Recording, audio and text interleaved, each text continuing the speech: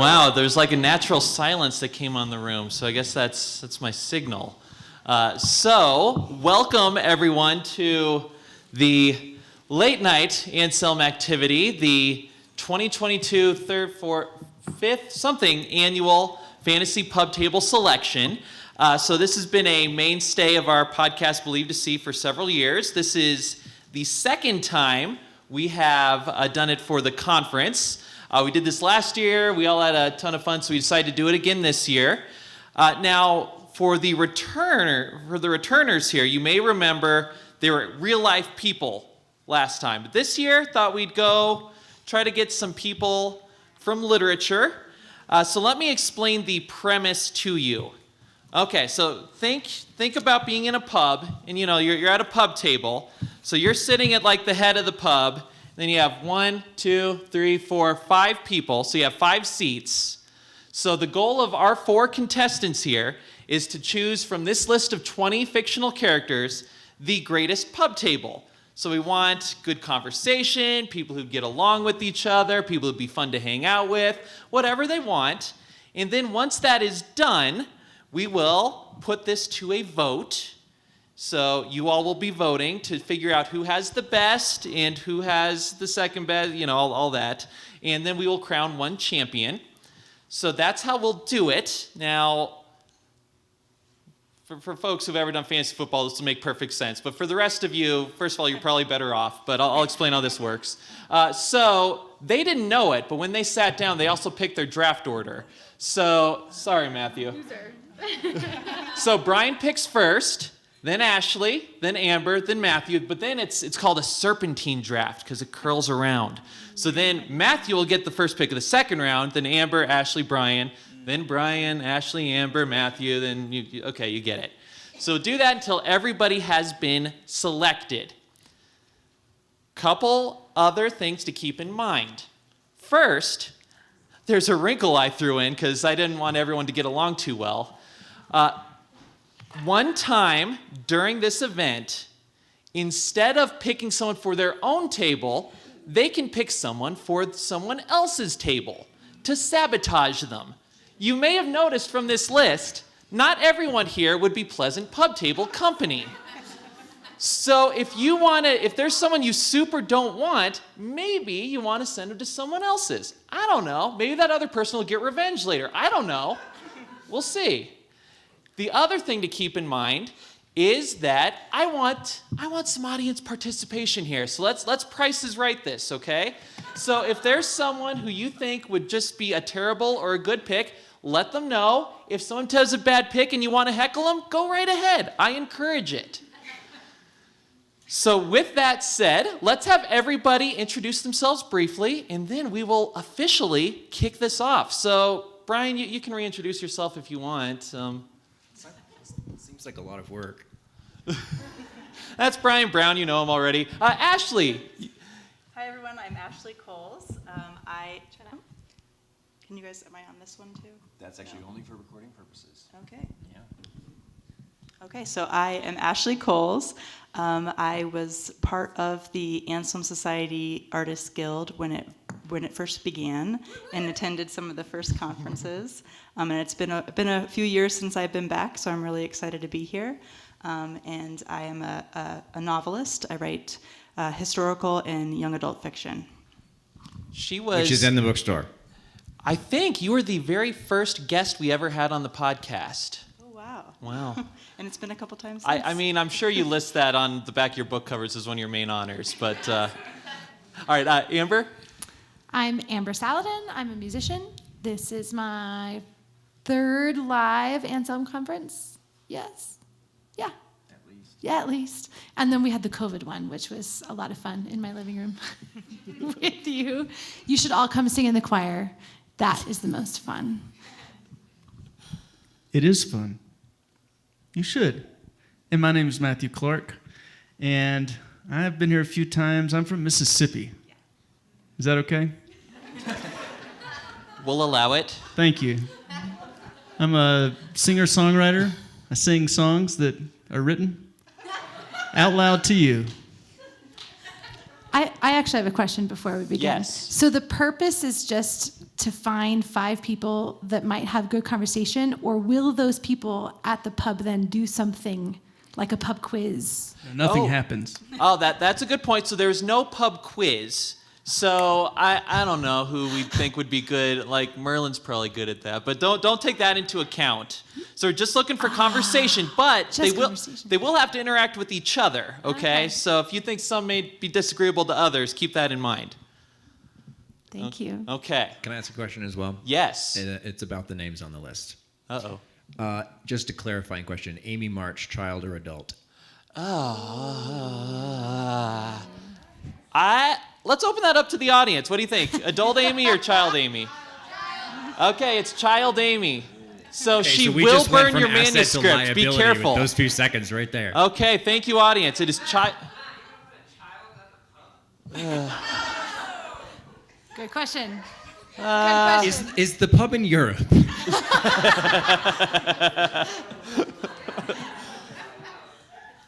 Let's not overthink. Yeah, when I said heckle, I meant heckle them, not me. All right, so with that, let's get my official voice. And now declare the 2022 Anselm Society Fantasy Pub Table open. For the first pick in the first round, Brian Brown is now on the clock. Okay, so I need to let you in a little bit on the logic behind where I'm going with this. So it is, this is my first time participating in this, but I've listened to all of the other ones that have been done over the years, and I have noticed that there is, it's kind of like in dodgeball, there's kind of this rush to the middle to grab the ones that everybody wants, the sort of the conversational centerpieces. I'm going to try something a little bit different. My logic, internal logic for the team is going to be twofold. Hospitality is what makes good conversation. And secondly, joviality, wisdom and laughter makes great conversation. I love how he's doing like a supervillain thing and sharing his plan with all the other people before he does it. There's so many options here. Where could I go with this? So with my first pick, I will choose Maggie Osage from the Green Ember. Okay. So for those of you who have not read the Green Ember books, Maggie Osage is an elderly, do they let rabbits in the pubs? We didn't think about this. So what I wanted to know, Only I was to hoping... eat. Yeah, we have Winnie the Pooh, we have Reapy Cheap, That's so fair, that's it's fair. a Okay. very permissive pub. I feel safe then. Okay, so... So yeah, Maggie Osage is this elderly character who everybody goes to for advice, is really good at listening, really good at making people open up to her, feel at home, but she's got kind of a roguish streak to her, this odd sense of humor. So I think she would be a really good hospitality source at the centerpiece of my table. Awesome. So S.D. Smith, the author, he's been at several conferences in the past. Couldn't make it to this one. I was hoping he would be here because I wanted to ask him, are the rabbits in Green Ember like human-sized rabbits, or is she like a little bunny rabbit that'll be at your table? They're smaller than wolves. That's true. So are the wolves wolf size? Okay. Well, I will say, Brian, that is a solid start. I think Maggie is a good way to kick this off. Amber's giving you pity applause, so who knows? All right, Ashley, you are on the clock. Okay, so for my first pick, I'm going to go with Merlin from the Once and Future King. First of all, I just am a sucker for the wise old mentor archetype in literature. If it's a Gandalf, it's any kind of figure like that. That is always my favorite characters. And also, he is, I think, of all the characters listed, the most on point with our conference theme. So he is actually born at the end of time and lives backwards through time. So he doesn't have foresight, he has backsight. And so he doesn't understand where people, if they're past, he'll forget it almost instantly, but he knows, where they're going. And just the way he uses his mentoring of King Arthur through experience, so turning him into different animals. If you've seen the Disney movie Sword in the Stone, that was one of my favorites as a kid, and but it's doesn't quite have the political message that the book does. But he's teaching him about different political philosophies about ruling and leadership through turning him into these different animals. But I think he would be that kind of mentor figure, really sit at the head of the table, be this source of wisdom, but also really humorous, because he would be coming at the conversation from a completely different angle than everybody else. And he also has an owl. So that's always a perk. Archimedes does come with it. It's a package deal. So Archimedes is on the shoulder. I figured out Ashley's strategy. You're going to turn everyone at your table into animals. You got it. All right. So one of the reasons I picked Merlin, thank you, Ashley, for the living backwards thing. That is a good point. But also, I was thinking, okay, do I have like Gandalf? How about Dumbledore? It's like, no, Merlin's like the proto each of those, right? Is that a hot take? Do people agree with me? Oh, yeah. Okay. All right, so Amber, you are now on the clock. Okay, so I'm going to take another animal, and I'm going to choose Reepicheep for my first person, not person, for my first character, because I love a person or just or an animal. I love someone with pluck, and I think he's going to bring a lot of spice and a lot of honor, and also probably his sword to the table, if that is allowed, at the pub. I feel like Reepicheep would make great toasts. Like he would come up with the most epic, noble toasts. Yes. But would he let anyone else make toasts? Only if they could do so with honor. Might start a pub brawl, which would be really fun to watch. But also, I remember in Reepicheep in Voyage of the Dawn Treader, when Eustace is depressed because he's a dragon, Reepicheep cheers him up by telling lots of different stories of like ancient lore and philosophy. So I think he'd be a good conversationalist too. Ooh. Yes. Okay, we need to get that on the recording. Yeah. He doesn't have a tale to tell. Thank you, Paul Yeager. All right. He's also not a mouse-sized mouse. There we go. Right? We talked about size being important. So, we don't know like, how big. He might be as big as the rabbits. So maybe Or This is bigger? going to get confusing. I think he's like Hobbit sized. He's 2 and what is Yeah. it? He 3 can foot stand 6. on his 3 foot chair. 6. It's like up to my That's knee. okay. Yeah. Okay. Yeah. Yeah. Okay. Yeah. A lot of moving parts here. We need to bring in non-humans. But all right, Matthew, you're on the clock. Okay, well, so I'm going to take a little different tack because as an introvert, I'm in a pub and it's kind of loud and it's raucous, as you might say. It is raucous. There's a raucous conversation taking place in one corner of this pub. And I kind of want to design a quiet, cozy conversation for those of us who don't feel as comfortable. And so I'm going to go with Luna Lovegood. Oh, very nice. Oh, Ashley's upset. You stole her very pick. upset. Okay. Because yeah. Merlin and Luna Lovegood are like, yeah. Oh, they Oh, would yes. laughing at. Sorry. Yeah. Sorry. Luna would just hear Merlin's like living backwards, and she'd just be totally cool with like, oh, that makes sense. Sometimes I think I'm living But backwards. it actually would make sense to her. All right. So what about Luna is bring her to your table? She's awkward in like this really delightful way, and so it's something that's gonna like break the ice at the table, and make everyone else feel like they can just be themselves. Okay. I like it. So one of the consequences of the Serpentine draft now, you are still on the clock. It's still me. It is still you. So while you're doing that, let me tell you one of the reasons I like Luna. Go ahead. I, like probably everyone in this room, is taking that Pottermore quiz, see what house you're in at Harry Potter. I'm a Ravenclaw, which I'm fine with, but Ravenclaws don't really do much in the series. Don't really win at Quidditch. None of the heroes or villains. But we have Luna. We have her and her dad who sells out Harry almost. And Roger Davies from the Ravenclaw Quidditch team takes Fleur de Cour to the Yule Ball. So Good for him. But then she marries a Gryffindor, so you still lose. All right, so Okay. we're opening the second round now. So who are you picking with your second pick? Okay, so I feel like Luna Lovegood, she could, how dreamy she gets. So she might just kind of drift off in her own world. We do need a little bit of someone to pull out some conversation. We need just enough raucousness. Okay. And so I'm going to choose Tom Bombadil. Whoa. Whoa.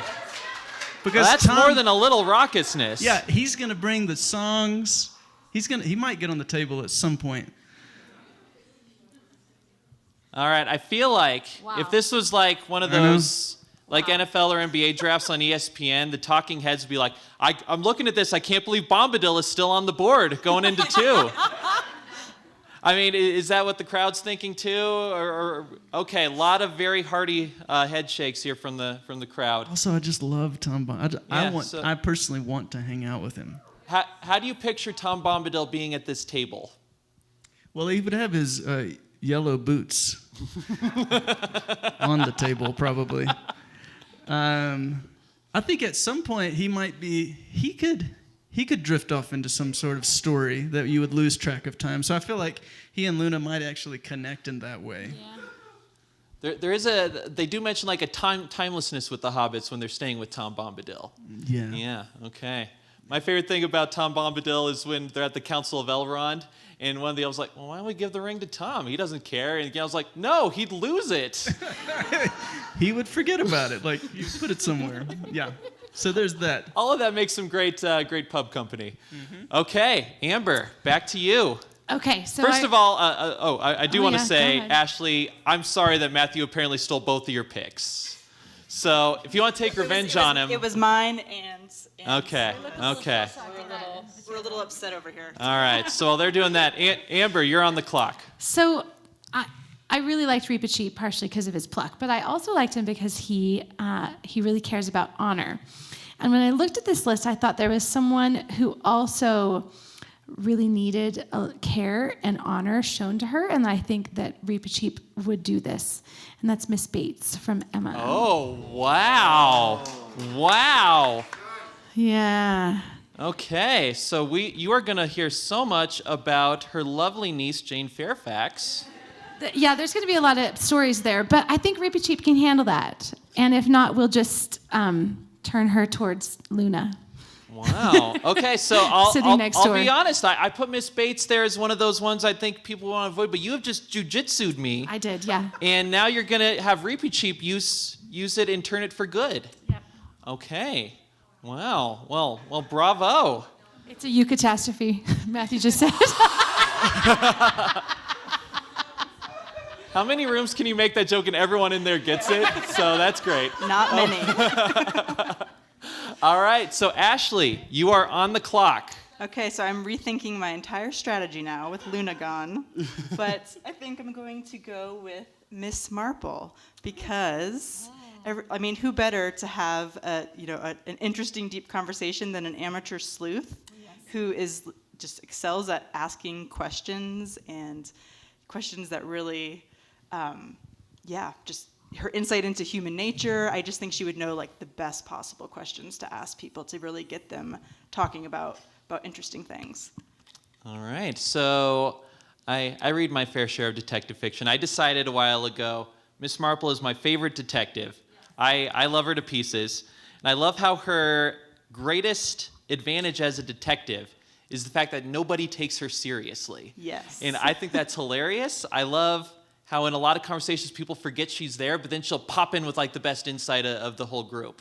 So I kind of picture her doing that. She sits in the background, someone will be like, oh, Miss Marple, forgot you were there. Then boom, blows us away with an insight. And Sorry. her and Merlin would get along, I think. They would, yeah. Merlin and Miss Marple together. Yeah. Okay. Sounds good. It's got a nice. Which Miss Marple story did you alliteration. adapt for that party a while back? Jacob, you know this. What was the name of that Miss Marple story? The Tuesday That's Night right. Club, yes. So yeah, we had an Anselm party in which Matt lightly adapted this story because there's a perfect point in the story where all of the characters are trying to guess who did it. So made it into a game. It went very well, and I don't think anyone guessed it. No one did except Miss Marple. All right. All right, Brian, you're back on the clock. Okay, so this is where I get 2 picks in a row again, and I feel like I have this embarrassment of riches before me. I'm definitely going to have to go. So now remember, my strategy was hospitality makes good conversation. Joviality makes great conversation. Having checked the hospitality box, I'm going over to joviality, which is why I wanted Tom Bombadil so badly. Because, Sorry. yeah, nobody likes you, Matthew. Anyway,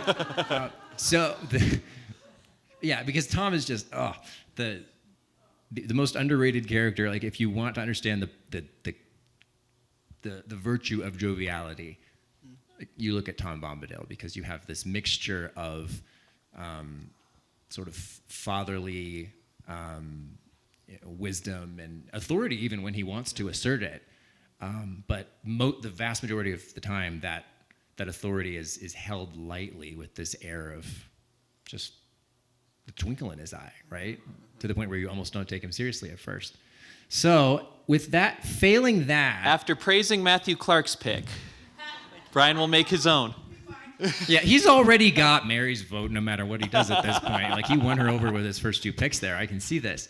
So I have to get some traction here. So I'm going to go with one that I can't believe is still on the board, which is Elizabeth Bennet. The first pick that gets applause. All right. All right. Yeah, so why do you want Lizzie so badly? So she's going to check my joviality box. She's going to bring the party. She's going to be able to talk to absolutely anyone that could possibly get put at my table, because she's either going to have fun with them or have fun at their expense. How do you think Elizabeth Bennet would respond to a wise talking rabbit at the table? Well, first of all, she'd be the only one unimpressed by the fact that it was a wise talking rabbit, other than obviously the other animals on the board. So I think she would probably set up shop at the other end of the table, though, from Maggie. She wouldn't necessarily gravitate towards, okay, let me hear your wisdom. She'd be like, all right, she's got the hard end of the table. I'm going to go have some fun at this end. So I've sort of got both ends of my table. You have like the serious end and the fun end. Yeah. Okay.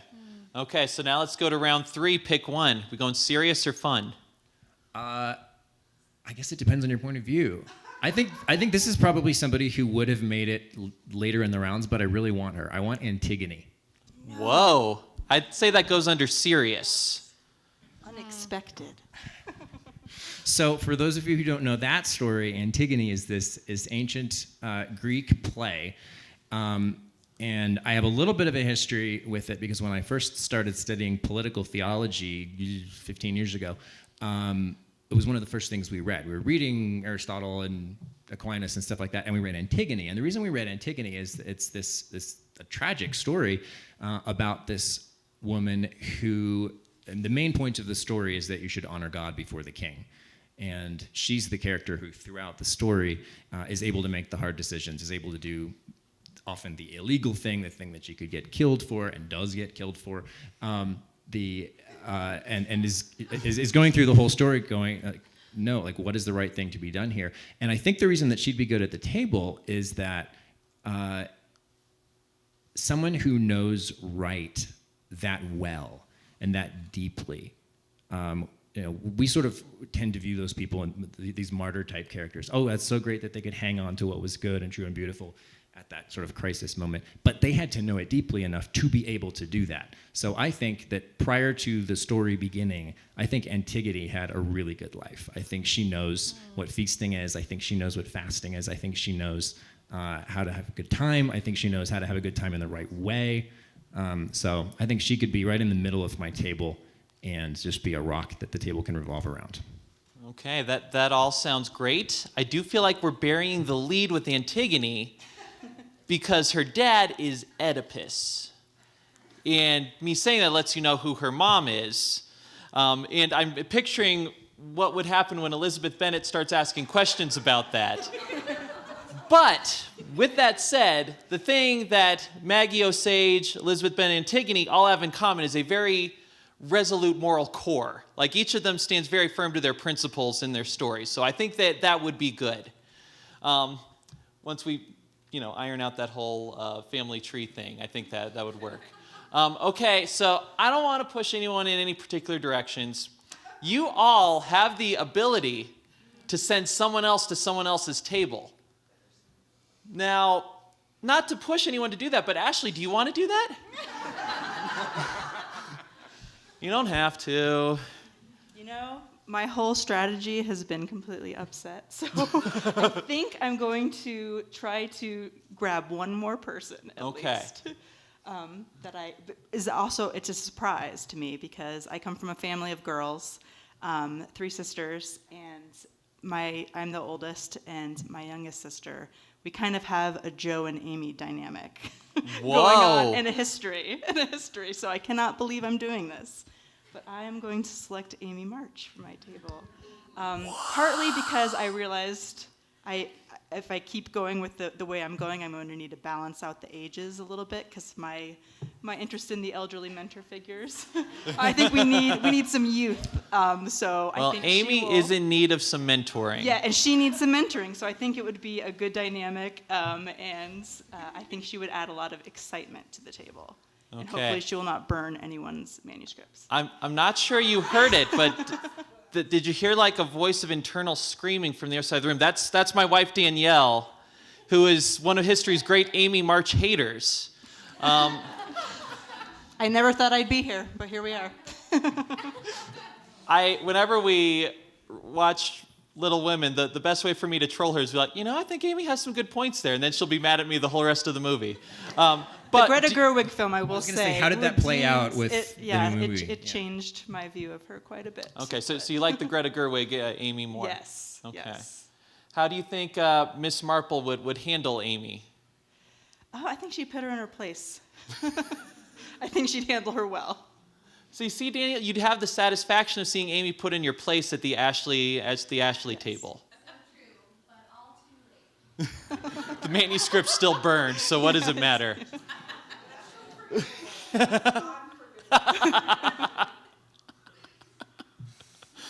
And of course at Anselm, that's the unforgivable thing that someone can do is burn someone's manuscript. All right, Amber, you are now on the clock. Okay. So I was also looking for some joviality. But as I looked down this list, I was like, I don't know about this. And I wasn't sure, now that I have Reepicheep and Miss Bates, who I'm not going back on, I do like them.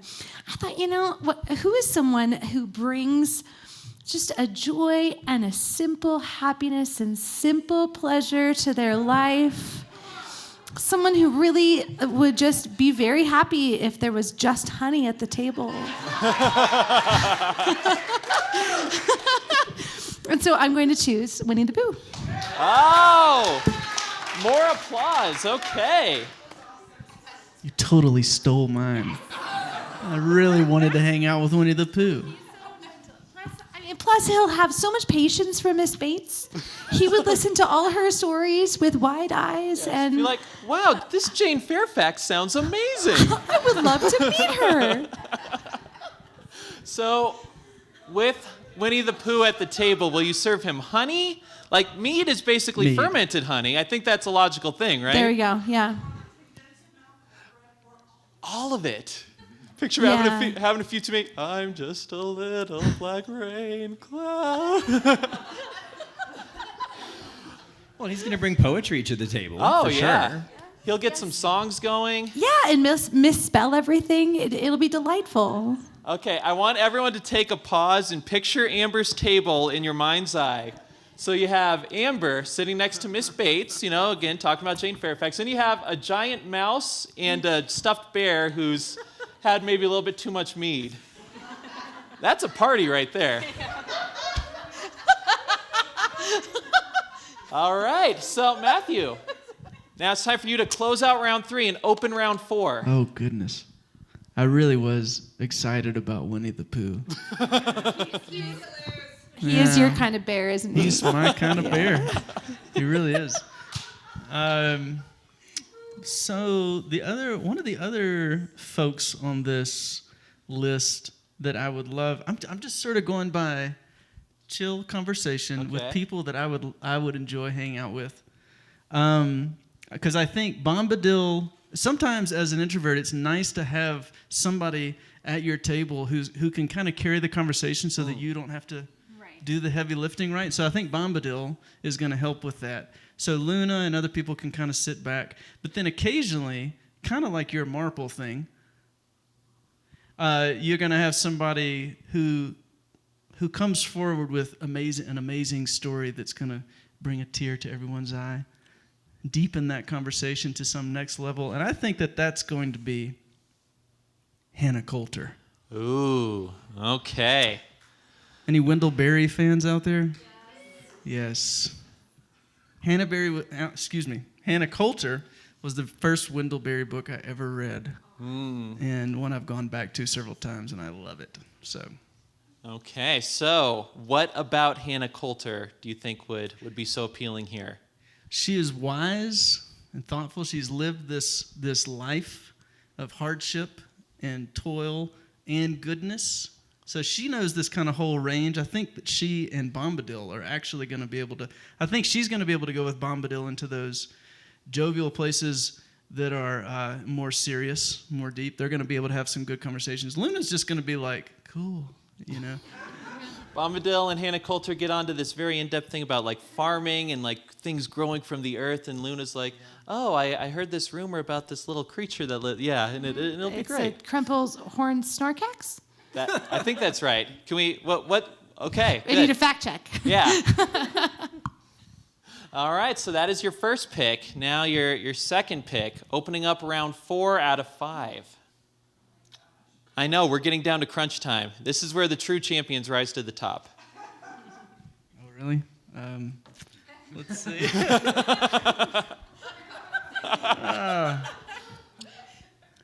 Let's see.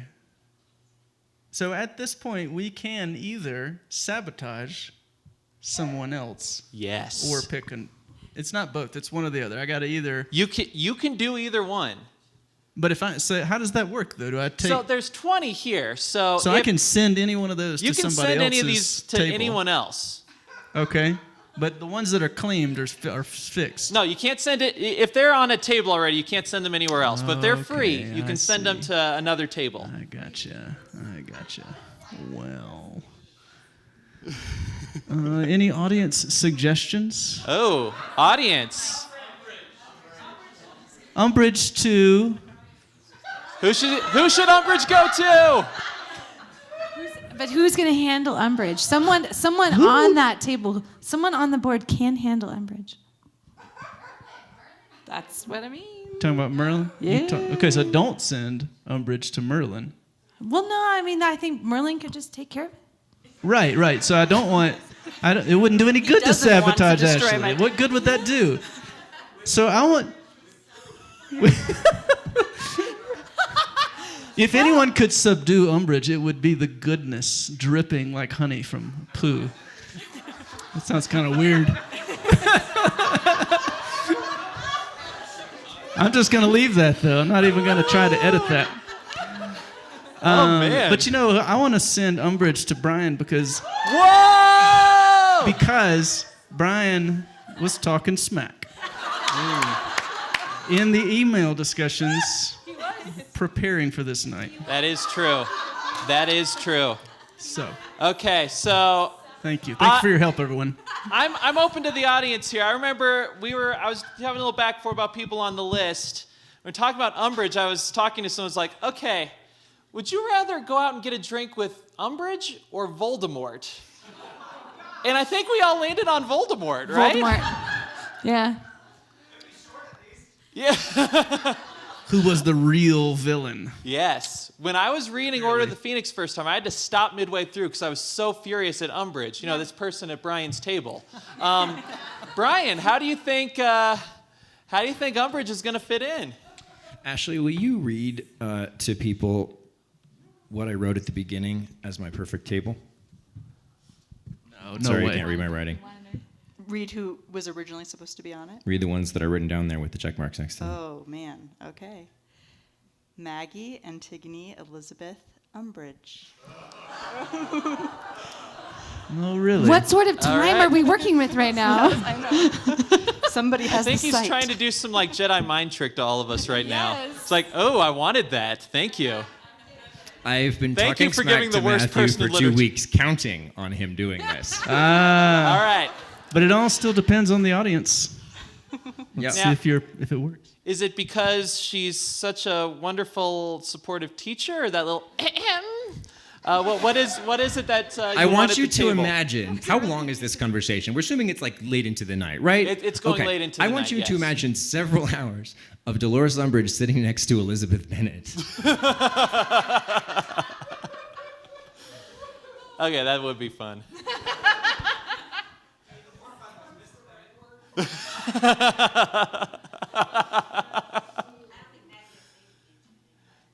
No, that's true. That is true. I don't think Maggie Osage would not be too intimidated by her. And Antigone, she's seen so much in her life. Like she's not gonna. Okay, this is a table built to withstand Umbridge, but can anyone really?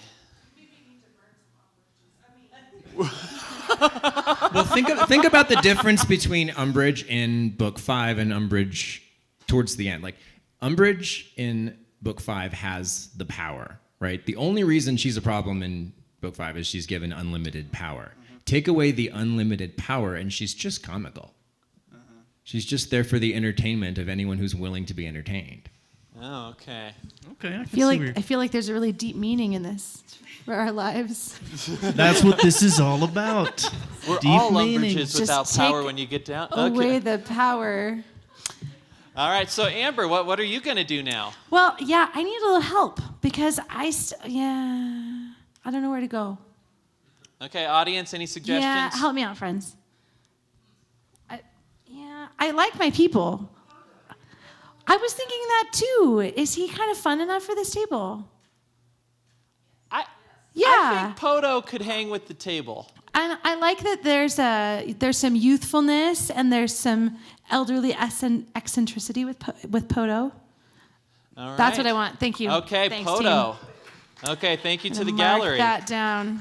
So I knew I all wanted good someone friends. from Wingfeather Saga here because, we're Anselm. We know how this all works. But and when I was thinking who it was, it had to be Poto. Like, he came instantly because he's got the best stories. He's got, the best sort of grumpy, curmudgeonly aphorisms. He seems like he could really just settle in for a long night of pub conversation. But I am worried what his stories about killing the sea dragons would do to poor Pooh. Yeah, but Reepicheep's going to love that.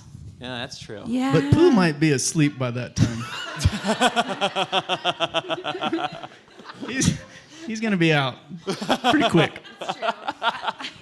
Pleasantly, softly snoring in the most charming way. It's going to be great. I'm just imagining the part where they're looking at, like, do they have name cards or something so they know where to sit? And Pooh walks up and sees Poto's name and goes, someone wrote my name. I think Poto has a really promising soundtrack too. I don't know. The soundtrack's coming out, right? Soon? Yeah, I'm excited about that. Yeah, a little plug. Little plug for Wingfeather Saga there. Watch for coming attractions. All right, Ashley, you are up now. Okay, I'm getting to the point where I'm having a little trouble as well, but I think I want to go with the Whiskey Priest. Because I kind of feel like it would be like having Tony Soprano at your pub table. I think he would kind of be just, he's a sinner who knows he's a sinner. He would be just very brutally honest with himself and with everybody else. And I think, I realize I have kind of a very wise and very proper, prim and proper table. And I think he would upset the balance a little bit and be an interesting addition. Miss Marple would not approve of the Whiskey No, Priest she would behavior. not. I think that would be a No. really interesting conversation between the two of them. So the thing about the Whiskey Priest that I really enjoyed was, like, his core tragedy is he's a good enough priest to realize that he's a bad priest, right? So that sort of determines everything, because when things are going well for him at times, he turns into a terrible person. But when things are going bad, that's when he can shine. And maybe having Merlin and Miss Marple get mad at him would be enough of a bad happening to really make him shine and come to his own. But you would have to carefully restrict how much you allow him to drink. That would be an issue. Okay. So, Brian, because you have, according to Brian's supposed secret master plan, Jedi mind tricked us all into giving you umbrage. You now only have one pick left before your table's full. So who is going to be your final pick here? Yeah, so this is the hard part. If I hadn't gotten umbrage, I would have sent the Invisible Man somewhere for my 4th round. But since I don't have a 4th round, I am looking at who's left. So by my math, what's left on the board is Catherine, Invisible Man, Othello, Gowan, and the Underground Man. The Underground Man, yeah. Oh yeah, I totally can. Yeah. But that means that my 5th pick will be made by someone else. So 2 out of 5 people at my table. I guess will be. you so could. I'm not willing to take that risk. Instead of filling out your table, you can send someone. So okay. Yeah. So I'm not willing to do that, as entertaining as it sounds. So keeping with my theme of joviality, this one's a little bit more of a wild card. So I wasn't going to pick him, second, but I think he would be an uproarious member of the party, especially as the night wore on, and that is Sir Gawain.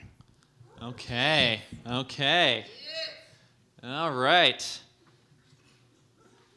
So when I put Sir Gawain on the list, I kind of had, general Arthurian stuff, but then I had that trippy movie, which that just came out. I haven't seen it yet, but I've wanted to. I've heard from everyone that it's... trippy? Yes. So which one of those do you have in mind for your table? I was thinking more Mallory than Green Knight. Okay. So thing about Gawain, I always read it as Gawain, so that's going to be really hard for me to break. Sort of like Hermione was Hermione in my head for years. Matt, yeah. I think you're actually correct. What? Really? Gawain, yes. It is Gawain? Ha! What? All right. I looked up the pronunciation. So Gawain, at the beginning of the Green Knight... Don't give him this. I'm trying to earn brownie points. Somehow he wanted you to correct him. He's made that happen, right? You all fall into the same orchestrated. spell This as is all I. orchestrated. But at the beginning, this theme comes through more in the movie than it would in like the poem. But he is the one who doesn't really have his own story yet. He's he's like a nephew of King Arthur. So one of the reasons he chops off the Green Knight's head is he wants a story to tell. And spoiler alert, he does after he chops off the Green Knight's head. So then you see this weird trippy like... That wasn't a spoiler, was it?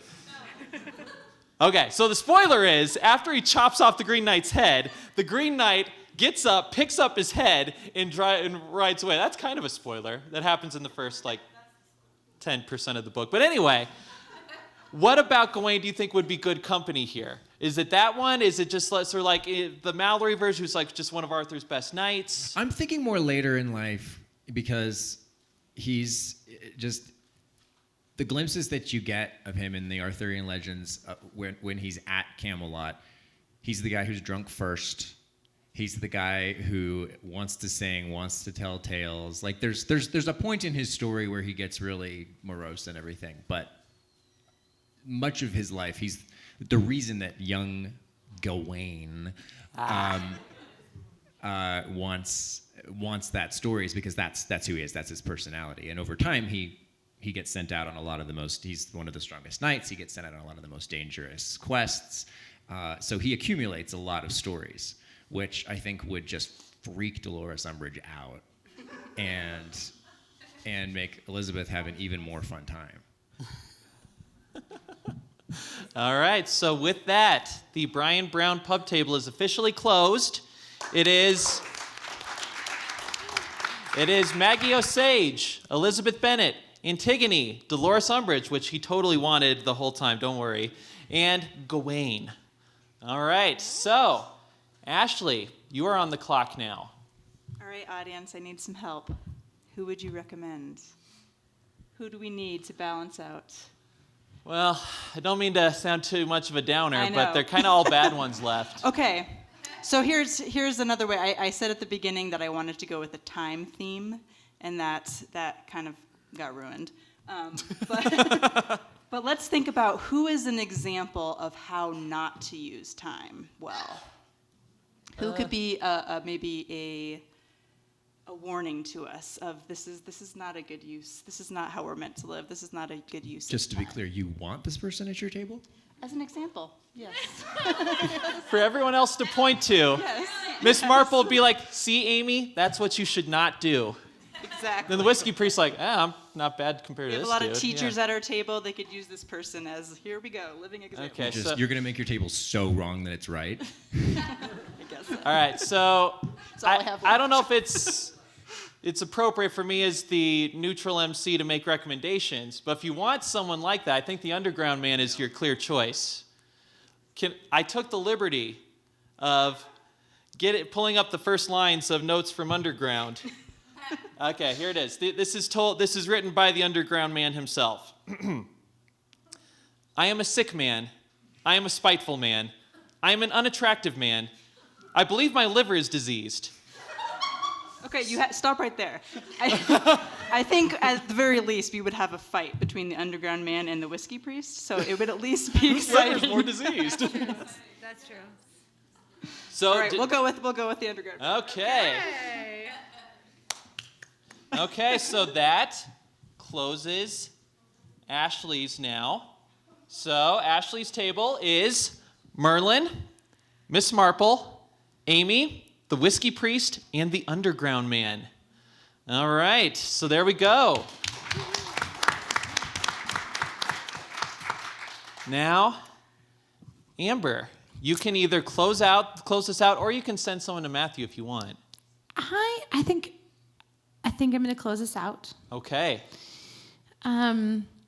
Because there are two very sad people still left on the list, and I'm trying to determine which one of them it would be better for Winnie the Pooh to work his sweet little magic on, and for Reepicheep to teach some honor to. And So this is like an act of charity yeah, you're doing. yeah, Okay. no, I'm the teacher at the table, right? So, okay, you guys help me out. Do you think Othello would be better or Catherine Earnshaw? I was going with Othello too, but that ends so sad. I thought maybe Catherine's. But will it? With Pooh's help? Oh. Are we? What kind of He's time are we turned talking around. about? Can we go back in time I and not think- He's well, kill I your mean- alive enough wife? to be at the table. I mean, That's a good point. The point between when he kills Desdemona and when he kills himself, that's not enough time to make it to this. So I'd say this is pre-Desdemona murder, right? Oh, then definitely I want Othello Okay, because I think okay. maybe we can change things for Desdemona. Okay, all right. Yes. Well done. Desdemona lives. Okay, so hoping that Winnie the Pooh will talk him off the edge. Well, and Miss Bates, because it's an intervention. I think Miss Bates would probably have something to say.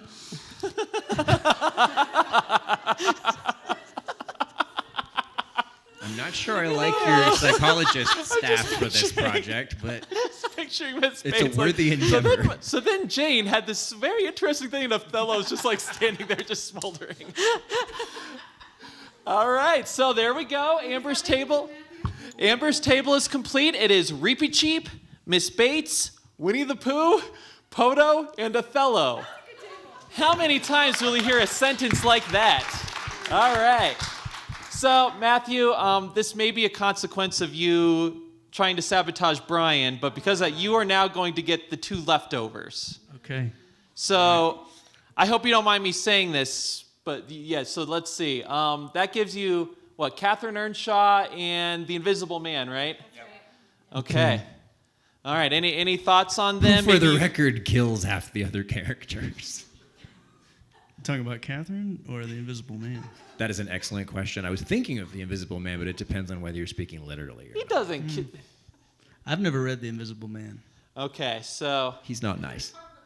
okay, whoa. Let me just tell you.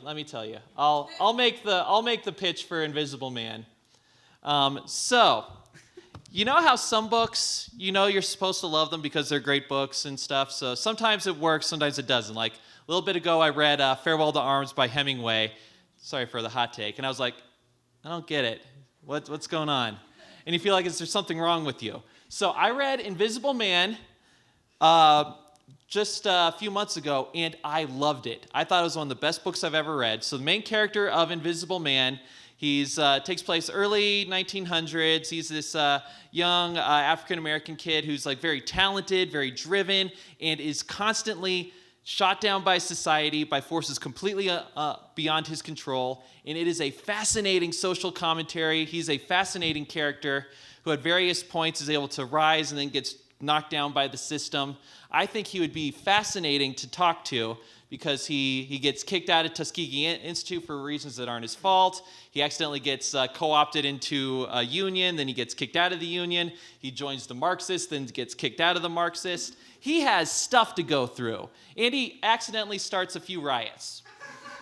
Accidentally, it really wasn't his fault. So I think he'd be good. Here's another reason why I think he would be good. I understand that the idea of invisibility in the book. Yes. But Luna sees things that other people don't see. I think she would see the Invisible Man. The Luna Invisible Man friendship would just be beautiful. Now, and Bombadil. I think Bombadil also sees Frodo whilst he is wearing the ring. So there's going to be some good connections there. There's like symbolism here. There's themes, motifs. And then tell me more. Let's see. Catherine Earnshaw. Hannah too. I've seen like the movie Wuthering Heights when I was 8. That's when you watch it. But I don't remember it that well. Because I'm wondering if Catherine and Hannah, if Catherine's wisdom, life experience, the brokenness she's experienced, maybe she could put her arm around old Catherine. And Catherine's dying of rage / grief / general being in a Gothic novel. I feel like I'm selling Catherine short because I added her to the list with the intention of like Evangeline Denmark being here in her favor, but she was sick, so she can't be here. So Catherine has no champion. But you... Wow, Amber hating on the other tables. Okay. You know what? Hannah Coulter would be her champion. Would she not? You said that. There we go. You're right. So you're right. You have the Hannah-Catherine friendship here in what I think would be a beautiful Luna-Invisible Man friendship. And Tom Bombadil overseeing it all. So my gosh. And he's a master of hospitality himself. Go. He and Goldberry. Yep. He would sing it all. He would sing it all into piece. He would put the angst that he can also manage with Old Man Willow. He can manage those things in others. He can help sing them. And he's got yellow boots on. This is all beautiful. Every last bit of it, especially the boots. Could I ask our host, what would you Winnie the say Pooh has is yellow the boots? probability of this scenario playing out? Is this about Well, since they're all realism? fictional, 0. No. As the scorekeeper, what are the odds on this? Oh, who would we put as the favorites? Ooh. No, I mean specifically Matthew's plan to take all of these terrible people and have it turn out to be a great conversation. It seems to be going great so far. I feel wonderful about it. I mean, you're forgetting he has Tom Bombadil, so that's the wild card. And Luna, those are some wild cards there. But don't let me influence you, everyone. So, okay, how we did this last time. This was super basic because I forgot to plan the logistics ahead of time, but it worked last time and it'll work this time. What I want you each to do, you'll notice that you're given some Glen Erie paper, and if you don't, ask your neighbor for some. On it, you are going to rank them from 1 to 4. 1 is your best, 4th is your worst, okay?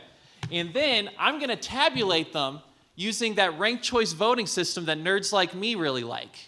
So we'll do that, and then tomorrow during the conference, I'll let everyone know who the winner is.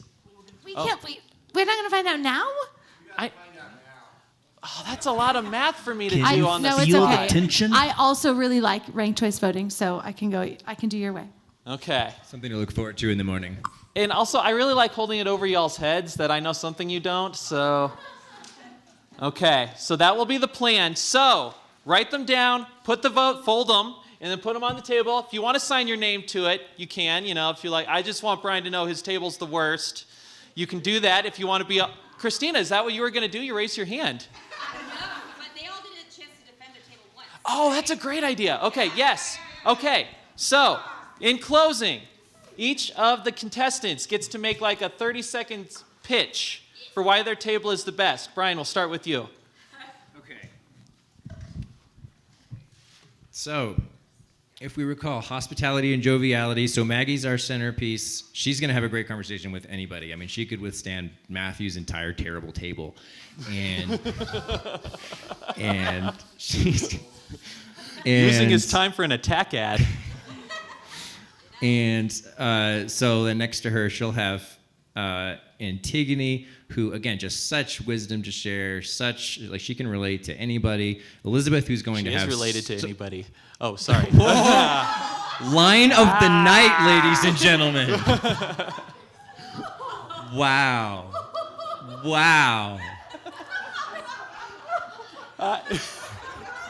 Anyway. I know we've had a good time all day, but that's the best thing that's happened all day. Oh, where was I? So then you have Elizabeth, who is just having all kinds of fun at the expense of an increasingly uncomfortable Dolores Umbridge, who turns to her left for solace, only to find an increasingly drunk Sir Gawain/Gawain, who is having a grand old time. He thinks Antigone's stories are awesome. He thinks his stories are more awesome. They kind of are. And so there's this general, just beautiful happiness of wise people, thoughtful people laughing together, and at one end, Dolores Umbridge as uncomfortable as you can possibly imagine. All right, there we go. Brian Brown, ladies and gentlemen. Okay, Ashley, it's your final appeal. All right, well, my table is completely different than I thought it'd be, but I think we also have a good mixture of people. I think we have Merlin, who really embodies the theme of our conference this weekend, time.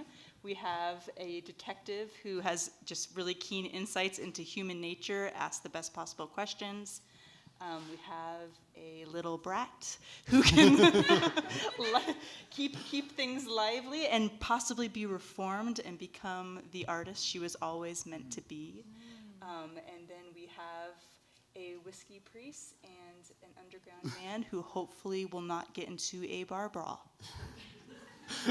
The underground man, he has a liver disease, and he is unattractive. That's what he wants you to know about himself. Yes. All right. Well, there we go. So we have Merlin, Marple, Amy, Whiskey Priest, and Underground Man. Ashley Coles, ladies and gentlemen. All right. Amber, your final pitch. Yeah, well, my table, I think, shows us that the nature and the animals really have it right, and we should be following the example of the happy bear and the very brave and honorable mouse. And beyond that, the grandfather Poto brings the fun and eccentricity. Miss Bates is actually really lovely to smile at when she gives you a nice smile. And then I think Othello will just get caught up in the happiness and the joy and the simplicity of this. I really think that maybe we can turn him around. Things are going to change. Here's my pitch. One of you writers, I think this could make a one-act play where Othello has just heard the rumor from Iago and is going to murder his wife, but on the way, he stops by this pub table, and they all try to talk him out of it throughout the evening. I think that could work. Yeah, because then Reepicheep could show up with his sword, all of it. You don't have to do this, Othello. I'll take care of it. It could be great. Don't kill your wife, Othello. I'll do it for you. No. This is a great table, friends. All right, Amber Saladin, ladies and gentlemen.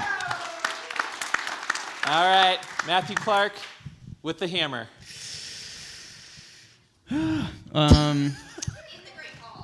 In the I feel so good about this table, y'all. I don't even know what to say. I feel like Bombadil and Hannah Coulter. Of course, Bombadil is the eldest, right? So he's very old. He's older than Hannah. But Hannah has lived this full life, full of wisdom. Bombadil also is full of wisdom. And they're going to be like presiding, like sort of a king and a queen presiding over this table in a beautiful way. Luna is going to come in there, and she's going to be like their sort of awkward daughter. But they love, and it's going to be delightful. Her awkwardness actually makes you feel good, right? You like it. And the effect that they're going to have on these other two troubled souls, that they're practicing incredible hospitality by welcoming these people to their table to love them and show them good things, is going to be beautiful. Things also not unlike your table. Things are going to change for some people, I feel like, because of the influence of these two older wise folks and just the great feeling that Luna brings to the whole situation. All right. It's going to be dreamy, man. All right. Matthew Clark. All right. Well, thank you so much for joining us for the 2022 Anselm Society Fantasy Pub Table Draft. Again, please leave your votes on the table, and I will let you know who the winners are at a time tomorrow, TBD.